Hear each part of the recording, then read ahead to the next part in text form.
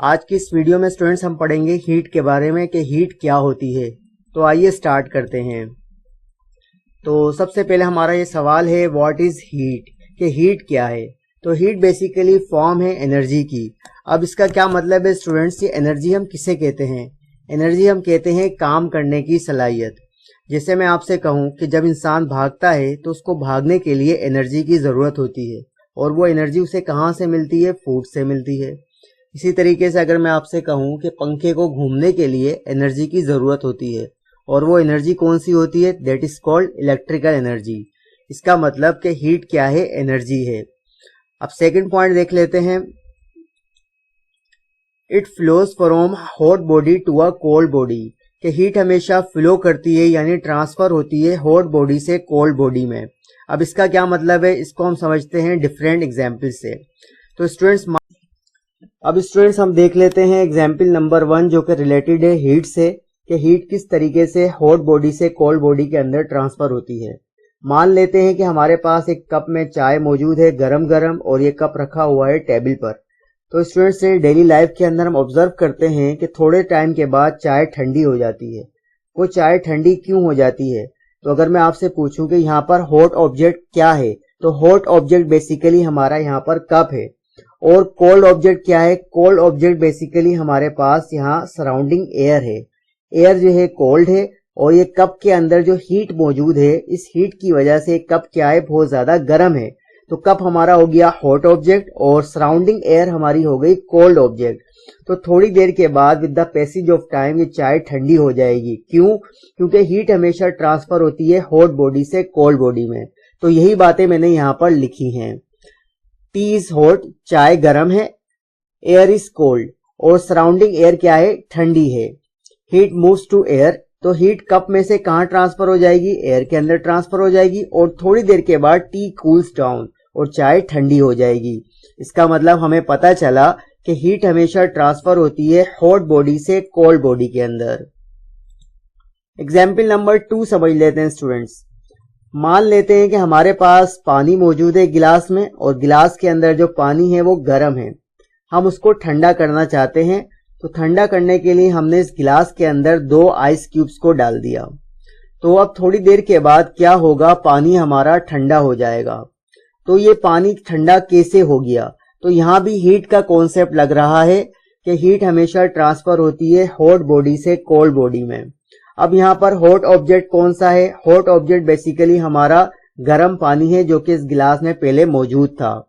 और cold object हमारा यहाँ पर क्या है? वो हमारी है आइस क्यूब्स।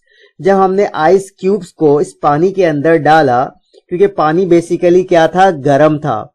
पानी गर्म था और आइस क्यूब्स क्या थी? ठंडी थी।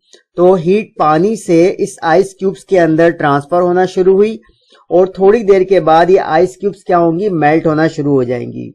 इसका मतलब जब हम गिलास के अंदर आइस क्यूब्स को डालते हैं तो यहाँ पर हीट ट्रांसफर होती है हॉट बॉडी से कोल्ड बॉडी में, यानी पानी से आइस क्यूब में, जिसकी वजह से आइस क्यूब्स क्या होती हैं? मेल्ट हो जाती हैं। तो यही बातें मैंने यहाँ पर लिखी हैं। आइस इन वाटर, यानी आइस क्यूब्स को मैंने गिलास के अंदर डाला। Ice is very cold, ice cubes बहुत ज्यादा ठंडी थी, जबकि पानी हमारा गर्म था। Water is warm. Heat goes to ice, heat water से आइस क्यूब्स के अंदर ट्रांसफर हो गई, और फाइनली क्या हुआ? Ice becomes water. थोड़ी देर के बाद ये आइस क्यूब्स वाटर के अंदर कन्वर्ट हो जाएंगी। एग्जाम्पल नंबर 3 देख लेते हैं स्टूडेंट्स। रोजाना हम रोटी खाते हैं, तो ये रोटी बनती कैसे है? इसके अंदर भी कॉन्सेप्ट लगता है हीट का, कि हीट हमेशा ट्रांसफर होती है हॉट बॉडी से कोल्ड बॉडी के अंदर। तवा हमारा हॉट ऑब्जेक्ट होता है, और इसके ऊपर जो हम पेड़ा रखते हैं वो हमारा कोल्ड ऑब्जेक्ट होता है। जब हम इस पेड़े को रखते हैं तो तवे से, जो कि हॉट ऑब्जेक्ट है, इस पेड़े के अंदर यानी इस चपाती के अंदर हीट क्या होती है? कोल्ड ऑब्जेक्ट में ट्रांसफर हो जाती है, जिसकी वजह से चपाती पक जाती है। यही बातें मैंने यहाँ पर लिखी हैं। तवा इज हॉट, तवा पहले क्या है? गर्म होता है। डफ इज कोल्ड, और ये जो पेड़ा है ये ठंडा होता है जब हम इसको तवे पर रखते हैं। हीट मूव्स टू डफ, तो हीट जो है वो ट्रांसफर हो जाती है किसके अंदर? इस पेड़े में। रोटी कुक्स, और हमारी रोटी बन जाती है। एक और एग्जाम्पल देख लेते हैं। स्टूडेंट्स, अगर मैं आपसे कहूं कि हम हाथ के अंदर आइस क्यूब्स को रखें, थोड़ी देर के बाद आइस क्यूब्स क्या होती हैं, मेल्ट होना शुरू हो जाती हैं। ऐसा क्यों होता है? क्योंकि हमारा हाथ यहाँ पर है हॉट ऑब्जेक्ट और आइस क्यूब्स है यहाँ पर कोल्ड ऑब्जेक्ट। तो हमारी हाथ की जो हीट है वो आइस क्यूब्स के अंदर ट्रांसफर होती है और आइस क्यूब्स मेल्ट होना शुरू हो जाती है। यही बातें मैंने यहाँ पर लिखी हैं। आइस इन हैंड, यानी आइस को सबसे पहले हमने हाथ में रखा। योर हैंड इज वार्म, हमारा हाथ क्या है, गर्म है। आइस इज कोल्ड, और बर्फ यानी आइस क्यूब ठंडी है। हीट मूव्स टू आइस, ही हाथ से आइस के अंदर यानी आइस क्यूब के अंदर ट्रांसफर हो जाती है और फाइनली आइस क्या होती है, मेल्ट हो जाती है और हमारा हाथ ठंडा महसूस करता है। एक और एग्जाम्पल देख लेते हैं स्टूडेंट्स। आपने अक्सर देखा होगा गर्मियों के अंदर अगर हम डायरेक्ट सनलाइट के अंदर जाएं तो हमें बहुत ज्यादा गर्मी लगती है। ऐसा क्यों होता है? यहाँ भी हीट का कॉन्सेप्ट लगता है। सन का टेम्परेचर बहुत ज्यादा होता है, सन की हीट बहुत ज्यादा होती है, तो सन यहाँ पर हमारा हो गया हॉट ऑब्जेक्ट और उस वक्त हमारा बॉडी का टेम्परेचर कम होता है, तो लिहाजा सन की हीट हमारे बॉडी के अंदर ट्रांसफर हो जाती है। यही बातें मैंने यहाँ पर लिखी हैं। सन गिव्स हीट, सन क्या देता है, हीट देता है, हीट एनर्जी प्रोवाइड करता है हमारी बॉडी को।